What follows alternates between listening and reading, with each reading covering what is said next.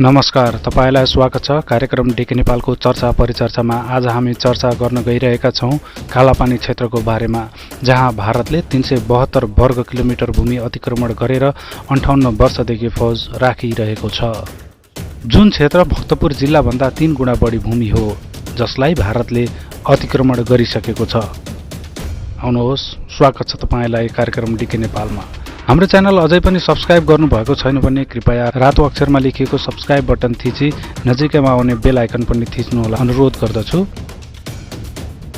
कालापानी क्षेत्र, जहाँ भारतले 372 वर्ग किलोमिटर भूमि अतिक्रमण गरेर 58 वर्षदेखि फौज राखिरहेको छ। जुन क्षेत्र भक्तपुर जिल्लाभन्दा 3 गुणा बढी भूमि हो, जसलाई भारतले अतिक्रमण गरिसकेको छ। गुगल स्याटेलाइट म्यापले लिम्पियाधुराबाट निस्किएको कुटियाङदी अर्थात् काली नदी बायाँबाट आइरहेको ठूलो नदी र लिपु खोला दायाँबाट झरिरहेको सानो खोला स्पष्ट देखाउँछ। दुई खोला बीचको 372 वर्ग किलोमिटर भूमि भारतले अतिक्रमण गरिरहेको छ।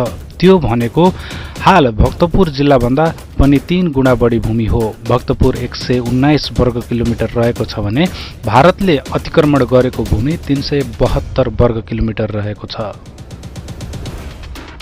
लिम्पियाधुराबाट आएको काली नदी र लिपुलेकबाट आएको लिपु खोला गुन्जीमा मिसिन्छन्। गुन्जी दोभानको तस्बिर स्पष्ट बोल्छ। पश्चिमबाट आइरहेको नदी मूल महाकाली हो, पूर्वबाट आइरहेको खोला सहायक हो। तर भारतले सानो खोलालाई महाकाली भनेर सीमाना त्यहाँसम्म ल्याएको मात्र छैन, फौजलाई परेड समेत खेलाइरहेको छ। नेपाली भूमि कालापानीमा भारतीय सेनाको क्याम्प रहिरहेको छ। वास्तविक सिमाना लिम्पियाधुरादेखि नक्कली सिमाना लिपुलेकसम्म 372 वर्ग किलोमिटर भूमि अतिक्रमण गरेपछि नेपाली बस्ती कुटी, नाभी र गुन्जी स्वतः भारतीय कब्जामा परेका छन्। भारतले लिपु खोलाको किनार अर्थात् कालापानीमा सन् 1962 देखि फौज राखेको छ। त्यहाँ मात्र होइन, गुन्जी र नाभी ढाङ गरी 3 ठाउँमा 8 वटा क्याम्प राखेको छ। यी नेपाली क्षेत्रमा भारतीय सेना, सीमा सुरक्षा बल एसएसबी र Indo Tibetan border police force ITBP का शिविरहरू रहेका छन्। गुन्जी गाउँ जहाँ 18 सालमा नेपालको जनगणना गरिएको थियो। वरिष्ठ पत्रकार तथा नेपाल सरकारका तत्कालीन अधिकृत भैरव रिसालले गुन्जी मात्र होइन, नाभीमा पनि जनगणना गराएका थिए। तस्बिरमा स्पष्ट देख्न सकिन्छ नेपाली भूमि गुन्जीमा भारतीय सेनाको हेलिप्याड र नेपाली भूमि गुन्जीमा स्टेट बैंक अफ इन्डियाको शाखा। लिम्पियाधुरादेखि लिपुलेकसम्मको 372 वर्ग किलोमिटर क्षेत्र अतिक्रमण गरेर भारतले आफ्नो नक्सा मात्र सार्वजनिक गरेको छैन, सडक बनाएर उद्घाटन पनि गरिसकेको छ। अतिक्रमित यो क्षेत्र भक्तपुर जिल्लाभन्दा 3 गुणा धेरै हो। भक्तपुर 119 वर्ग किलोमिटर रहेको छ। सन् 1986 को सुगौली सन्धिको धारा 5 अनुसार लिम्पियाधुरा काली नदीको मुहान हो र काली नदी नै नेपाल भारत सिमाना हो। त्यस यता 44 वर्षसम्म लिम्पियाधुरा नै कालीको मुहानको रूपमा निर्विवाद थियो। विक्रमसम्म 2018 मा लिम्पियाधुरा क्षेत्रको गुन्जी, गर्ब्याङ र नाभी गाउँमा नेपालको जनगणना गराएको थियो। नेपाल सरकारका तत्कालीन जोनल अफिसर भैरव रिसाल वरिष्ठ पत्रकारले सो क्षेत्रको जनगणना गराएका थिए। तर सन् 1962 मा चीनसँग युद्धको दौरानमा भारत काली तरेर नेपाली भूमि अतिक्रमण गर्दै अघि बढ्यो। अतिक्रमण गर्दै भारतीयहरू लिपुलेक आए र त्यहीँबाट बगेको खोलालाई काली नदी भनेर एकतर्फी रूपमा घोषणा गरे। यसरी लिम्पियाधुरादेखि लिपुलेकसम्मको 310 वर्ग किलोमिटर क्षेत्र भारतले कब्जा मात्र गरेन, नेपाली भूमि कालापानीमा भारतीय फौज बङ्करसहित तैनात पनि गरियो। भारतीय फौज सो क्षेत्रमा अहिले पनि परेड खेलिरहेको छ। कालापानीमा भारतको Indo Tibetan border police ITBP तैनात गरेपछि पनि भारत थामिएन। त्यसपछि थप 62 वर्ग किलोमिटर पूर्व आइसकेको छ। दार्चुलाको व्यास गाउँमा रहेको लिपुलेक भन्ज्याङ तिब्बतको पुराङ र भारतको उत्तराखण्ड जोड्ने भूभाग हो। कैलाश मानसरोवर जाने भारतीयका लागि यो सबैभन्दा छोटो बाटो हो। भारतीय प्रधानमन्त्री नरेन्द्र मोदी चीन भ्रमणमा गएका बेला 15 मे 2015 मा भएको सम्झौता अनुसार 3 वटा नाका सुदृढ गर्ने भनिएको थियो। चीन र भारतबीच आवत जावतका लागि सम्झौता भएका मध्ये हिमाचलको सिपकिला, सिक्किम र नाथुला भन्दा लिपुलेक सहज छ। लिपुलेकलाई भारत र चीनका बोर्डर सुरक्षा अधिकारीहरूको मिटिङ पोइन्टका रूपमा विकास गरिएको छ। यस्तै पोइन्ट लद्दाखको चुमुल, अरुणाचलको बुम्ला र सिक्किमको नाथुलामा पनि छन्। लिपुलेक चिनिया भूमि भन्दा उचाइमा छ। भारतको उत्तराखण्डबाट तिब्बत जोर्डन दर्मापास नाका पनि छ। तर ठूलो पहाड उक्लेर जानुपर्ने हुनाले सहज छैन। त्यसैले रणनीतिक हिसाबले भारतले यसमा कब्जा गरेको हो।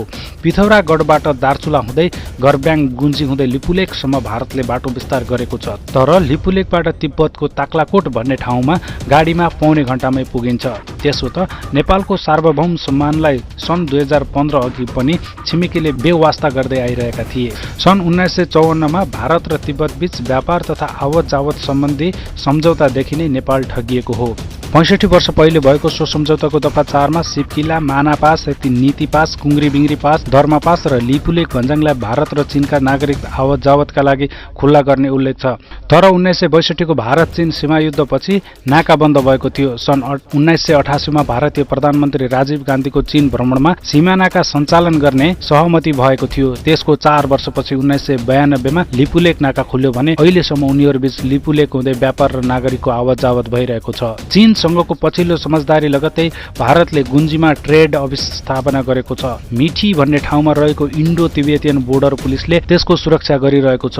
हरेक वर्ष 1 जुनदेखि 31 अक्टोबरसम्म लिपुलेक हुँदै भारत र चीन बीच निर्वाध व्यापार हुँदै आएको छ। सन् 1914 मा भारतीय प्रधानमन्त्रीको रूपमा नरेन्द्र मोदी नेपाल आउँदा सुस्ता र कालापानी सहित सबै सीमा विवाद समाधान गर्ने सहमति भएको थियो। जस अनुसार सुस्ता र कालापानीका विषयमा टुङ्गो लगाउने प्रस्ताव तयार गर्न परराष्ट्र सचिवहरूलाई जिम्मा दिएको थियो। त्यस बाहेकका स्थानको टुङ्गो लगाउन नापी विभागका महानिर्देशकको नेतृत्वमा बोर्डर वर्किङ ग्रुप गठन गर्ने सहमति भएको थियो।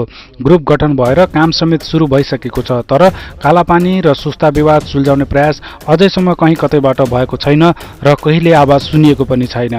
सीमा विवाद मिलाउन त्योभन्दा अघि पनि प्रयास भएका हुन्, तर सार्थक परिणाम भने अहिलेसम्म आउन सकेको छैन। सुस्ता लगायतका क्षेत्रमा भारतले अतिक्रमण गरेपछि सन् 1981 फेब्रुअरी 25 मा नेपाल भारत संयुक्त प्राविधिक स्तरीय सीमा समिति गठन गरेर विवाद समाधान गर्ने समझदारी भयो। भारतीय राजदूत एलपी जैन, परराष्ट्र मन्त्रालयका विशेष सचिव विश्व प्रधानले समझदारीमा हस्ताक्षर गरे। 2 दिनसम्म भएको पहिलो बैठक 1981 नोभेम्बर 15 देखि नोभेम्बर 17 सम्म भारतको नयाँ दिल्लीमा बसेको थियो। 31 पटकसम्म बसेको बैठकले सन् 2008 जनवरी 1 देखि समिति भङ्ग गरेर छोडिदियो।